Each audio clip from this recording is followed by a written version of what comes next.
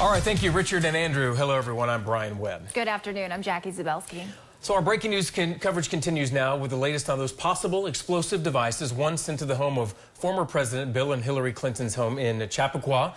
We're told that Bill Clinton was home at the time. Hillary was not. She's campaigning for Democrats in Florida when the device addressed to her was discovered at their home. Yeah, the Secret Service also intercepting a package containing possible explosive devices that was addressed to former President Barack Obama in Washington. That was caught because of screening procedures. And this comes a day after an explosive device was found and detonated at the Bedford home of billionaire philanthropist George Soros. He was not there at the time. And just a short while ago, the bomb squad took that device that was found at CNN to be examined and most likely detonated. Meanwhile, Columbus Circle remains evacuated. We go now to Maggie Rulli.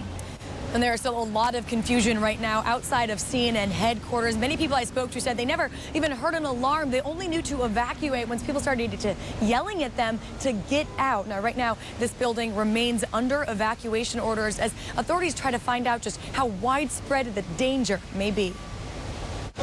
The Secret Service intercepted suspicious packages addressed to former President Barack Obama and Hillary Clinton.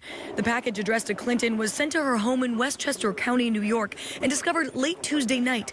The package sent to Obama was sent to Washington, D.C., and intercepted Wednesday morning. In a statement, the Secret Service said the packages were immediately identified during routine mail screening procedures as potential explosive devices and were appropriately handled as such. Neither Obama nor Clinton received the packages, and they were never in any danger. The NYPD bomb squad's responding to a suspicious package in the Time Warner Center mailroom, the building that houses CNN, where there appears to be a metal pipe with wires found. CNN's evacuating the building. The incidents come 2 days after an explosive device was found in the mailbox of a home owned by billionaire philanthropist and liberal political activist George Soros. A security guard for Soros found the suspicious package late Monday and took it to a wooded area where the ATF detonated it. Federal investigators are reviewing surveillance video to figure out who dropped that package. Soros, who donates to liberal causes, has been a target of the president and conservatives. They'll go to a person holding a sign who gets paid by Soros or somebody. Right, that's what happens. While authorities are still looking for a motive, these mailbox bombs come during a time of increasingly hostile political rhetoric. The White House released a statement condemning the attack, saying law enforcement will take all appropriate actions to protect anyone threatened by these cowards.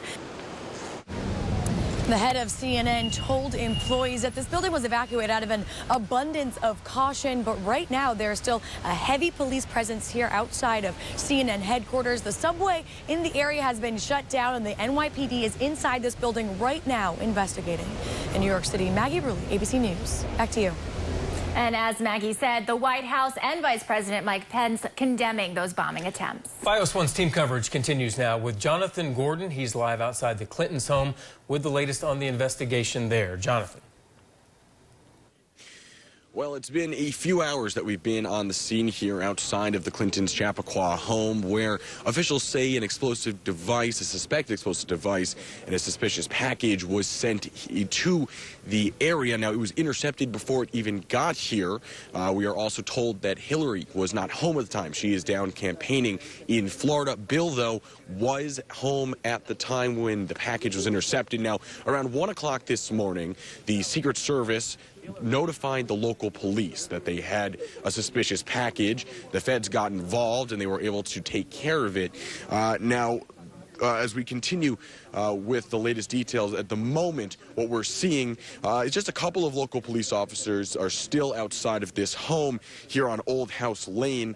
It's been a relatively quiet few hours here as compared to some of the other scenes we're hearing in New York City and D.C. It's been a little bit quieter here. A few Secret Service agent vehicles have gone in and out of those gates, but we really have not gotten an update from local police or heard from any of the neighbors, most of whom do not want to talk to us at the moment.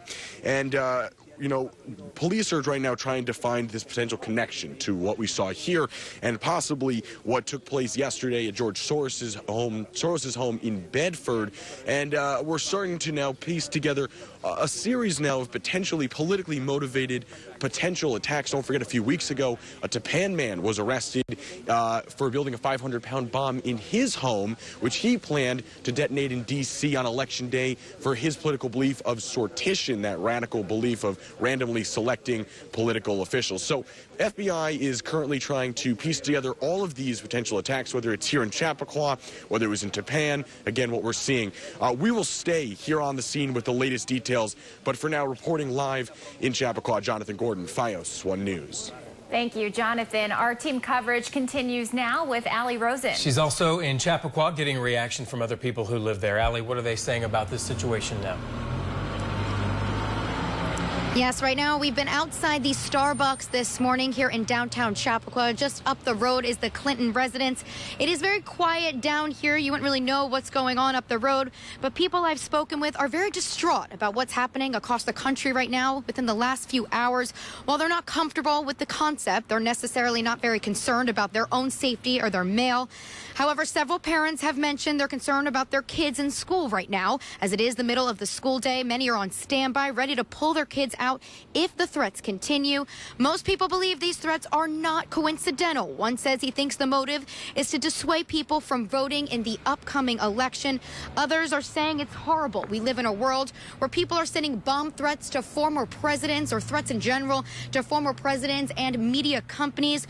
But overall, people have no choice but to go about their day and continue to check the news for updates about what's happening and what maybe the motives behind these threats, or what these threats, or where these threats are coming from. People still say they do love living in Chappaqua, where the Clintons live, and they wouldn't change that. Here in Chappaqua, Allie Rosen, FiOS 1 News. We turn now to FiOS 1's Dominic Carter with the very latest on the developments from Manhattan. He has more on the evacuation of the Time Warner Center, home of CNN, of course. Dominic, what can you tell us? Well, this is still very much an ongoing police situation. Let me step out of the way here. And this is the entrance up there where you can see some of the police commanders wearing white shirts, law enforcement officials, other police officers, counterterrorism authorities. This is the Time Warner CNN Center. It was evacuated this morning with a suspicious package.